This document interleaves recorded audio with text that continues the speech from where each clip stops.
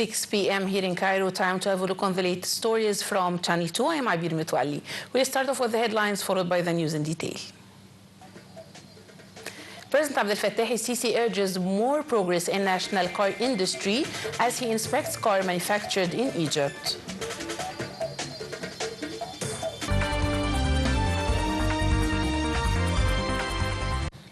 Welcome back. The news in full. President Abdel Fattah al-Sisi on Monday praised the Arab Organization for Industrialization, saying its multi-sector role in increasing local industry inputs and enhancing exports is important.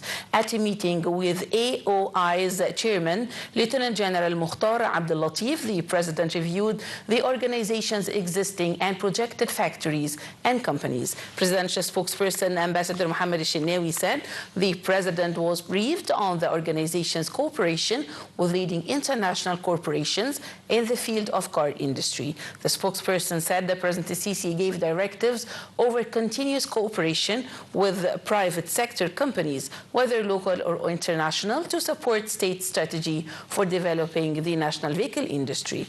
President Abdel Fattah al-Sisi also inspected several Citroën cars which were manufactured in Egypt. Prime Minister Mustafa Madbouli issued a decree to form a crisis committee tasked with a follow-up on the repercussions of Israeli-Iranian military operations. The committee will be chaired by the Prime Minister, will help getting ready for any updates across different economic sectors. The committee will include the central bank governor, ministers of industry, planning, electricity supply, and petroleum, in addition to representatives from the defense interior ministries, as well as both the general intelligence and administration regulation industry. Minister of Foreign Affairs, Migration and Egyptian expats Badr Abdel Aati stressed that accredited the escalation in the Middle East, including the Israeli-Iranian confrontation, will help grave impact on regional security and stability. Over a phone call with Palestinian Prime Minister and Foreign Minister Mohammed Mustafa, the top diplomat also reviewed Egypt's efforts to reduce military escalations and return to peaceful solutions, in addition to efforts to resume a ceasefire deal in Gaza and to ensure unhindered aid across the Palestinian territory. Emergency services in Israel reported at least 8 people were killed and dozens more were wounded on Monday in fresh Iranian wave of missile attacks on Israel as conflict between the two countries entered a 4th day. The Iranian attacks hit Tel Aviv, Bnei Brak, Bethha, and missiles, and word of effective targeted and more devastating operations to come. The Corps said the latest attack employed a new method that caused Israel's multi-layered defense systems to target each other and allow Tehran to successfully hit many targets. And in Iran, Foreign Minister spokesman Ismail Baqai condemned as a war crime an Israeli strike that damaged a hospital in the western city of Kermanshah. Israel unleashed a new wave of attacks. United Nations nuclear chief Rafael Grossi told the Security Council that the above-ground section of Iran's main nuclear enrichment facility in Natanz was destroyed in Israeli attacks. He said the main facility underground did not appear to be hit, but the loss of power could have damaged infrastructure there. Israel also struck a nuclear research facility in Isfahan.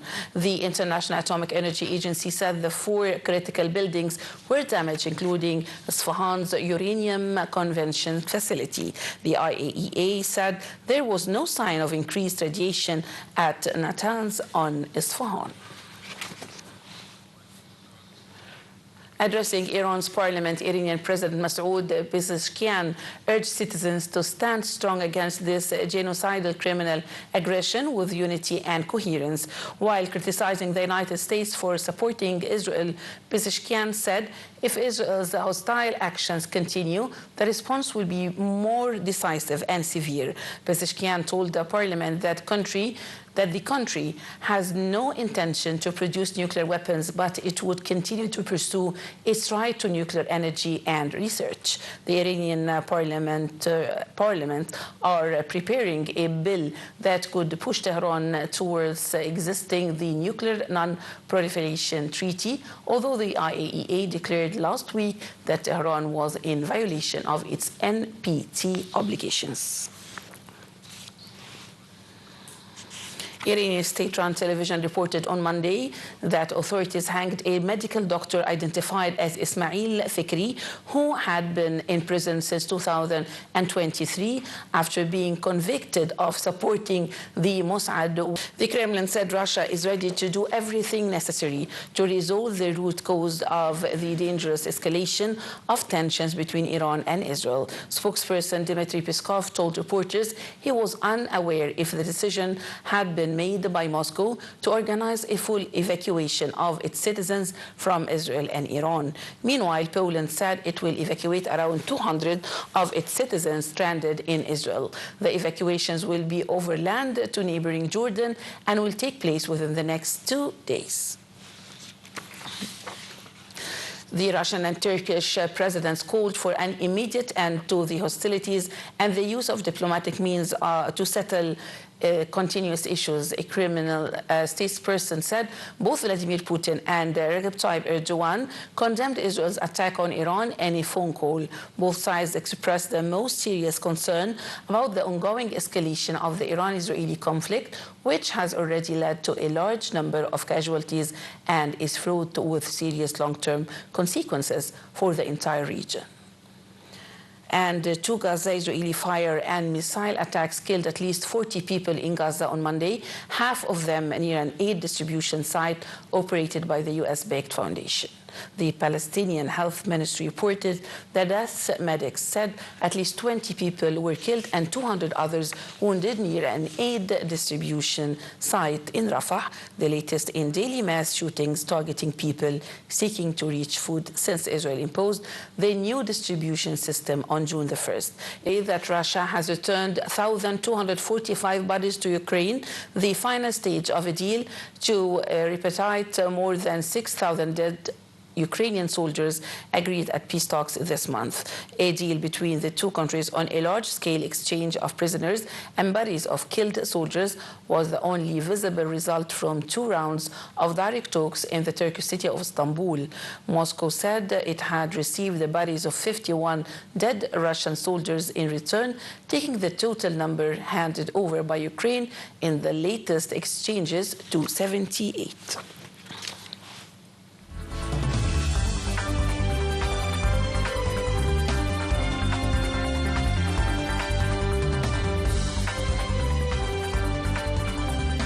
Prime Minister Mustafa Madbouli today chaired a meeting on the government's offering program in the petroleum and public business sectors. The Prime Minister said he was keenly interested in the regular follow-up of the implementation of this program and the procedures taken by concerned bodies in this file, along with the state's property policy document. Madbouli urged the continued efforts to supporting the private sector and removing all hurdles to its investments, which in turn hampers the development process, particularly in these promising sectors.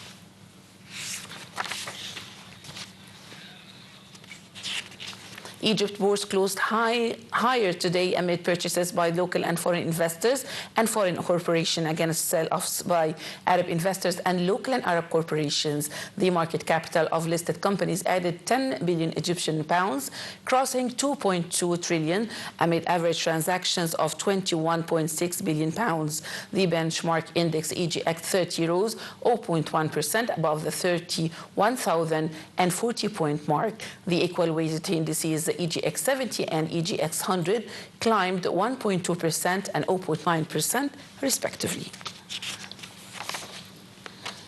Oil prices edged down today, paring back Friday's 7% surge as renewed military strikes by the Israeli occupation and Iran over the weekend left oil production and export facilities unaffected. Brent futures were down 93 cents or around 1.3% to $73.30 a barrel, which while U.S. Texas futures were off 99 cents or nearly 1.4% to $71.99 per barrel. Both benchmarks jumped more than $4 a barrel in Asian trading before giving back gains.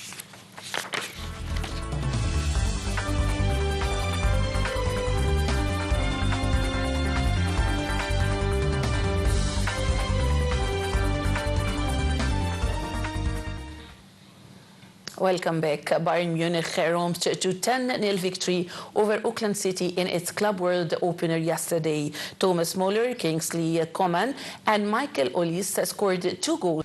Manchester City, including Egyptian star Omar Marmoush, train ahead of their Club World Cup opener against Morocco's Wydad Casablanca due next Wednesday. For the first time in 8 years, City ended the domestic campaign without a major trophy. A Champions League exit and shock FA Cup final defeat compounded a miserable season for the club.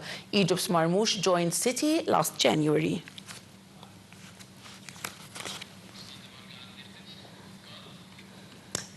Ladies and gentlemen, this brings us to the end of our news bulletin. Thanks for watching. I'm Abir Mitwali.